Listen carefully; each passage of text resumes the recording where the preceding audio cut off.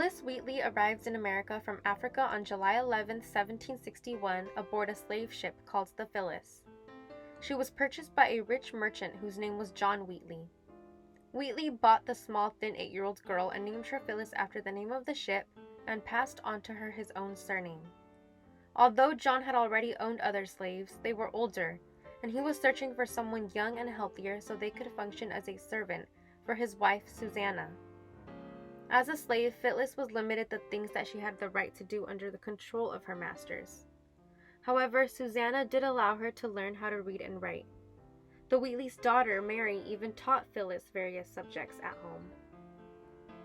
Phillis mastered the English language, learned Latin, studied various poets, and even memorized the Bible. In 1773, she became the first African native to publish a poetry book. Its title is Poems on Various Subjects, Religious and Moral.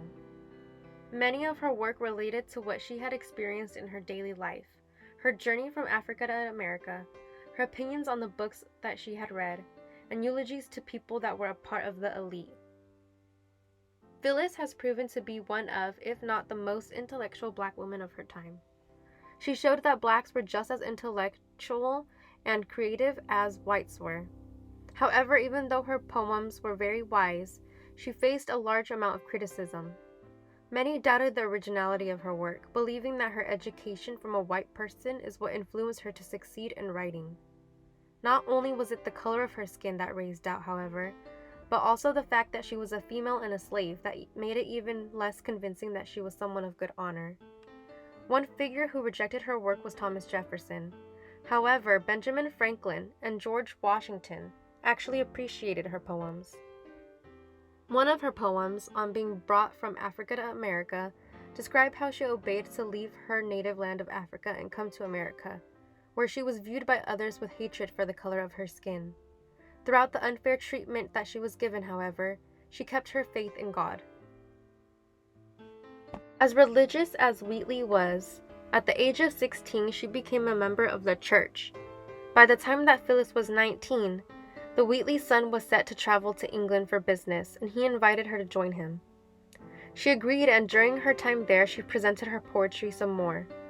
However, her and the Wheatley son's stay was cut short when they were notified that Susanna's health was declining. When they returned to America, Susanna passed away, and shortly after, so did John and their daughter. The son ended up moving back to England where he settled, and Phillis remains in America, where she was set free. She eventually met Peters, a grocery businessman, and married him. However, shortly after their marriage, he lost his business. Together, the couple struggled with poverty and had 2 children. However, their children as infants both fell ill and died. When Phillis gave birth to her 3rd child, she faced complications during her delivery and ended up dying with her child. In conclusion, Phillis Wheatley is an important figure in American history because she was the first Black woman to publish a book. What makes this accomplishment even more impressive is that she was just a young girl when brought to America from Africa and was sold as a slave to a family of whites who enslaved her. Regardless of whether or not people recognized and appreciated her work as a poet and an author, she defined that Blacks had the ability to have strong minds and were capable of doing the same things that whites could do: read and write. Not only was she the first Black woman to write literature in America, but she was the 2nd woman overall.